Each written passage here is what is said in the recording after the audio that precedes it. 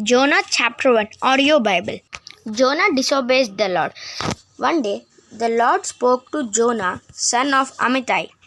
He said, "Go to Nineveh, the great city, and speak out against it. I am aware how wicked its people."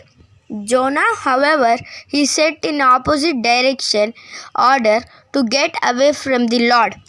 He went to Joppa, where he found a ship about to go to Spain. He paid his fare and went aboard with the crew to sail to Spain, where he would be away from the Lord. But the Lord had sent a strong wind onto the sea.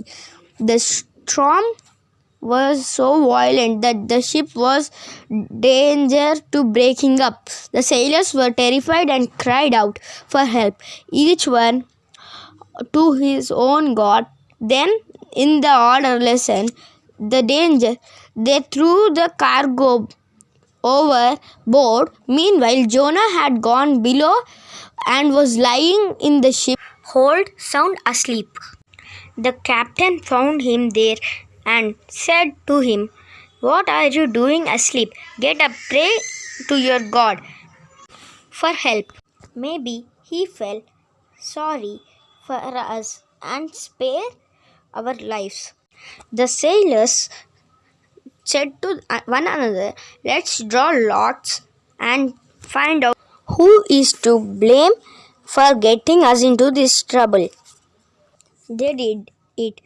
So Jonah's name was drawn. So they said to him, "Now then, tell us, who is to blame for this? What are you doing here? What country do you come from? Is your nationality?" "I am Hebrew," Jonah answered. "I worship the Lord, the God of heaven, who made land and sea." Jonah went on to tell them that he was running away from the Lord. The sailors were terrified and said to him, "That was an awful thing to do."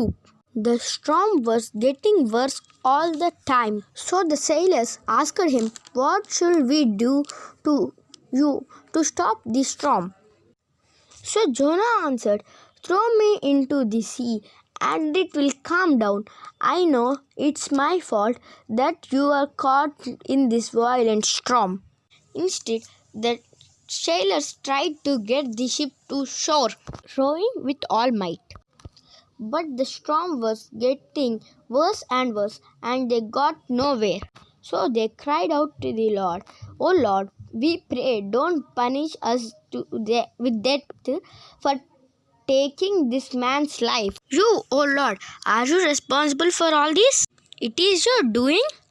Then they picked Jonah up and threw him down to the sea, and it calmed down at once. This made the sailors afraid to the Lord, that they sacrificed and promised to serve him. At the Lord's command, a large fish swallowed him, and when he was inside the fish for 3 days and 3 nights,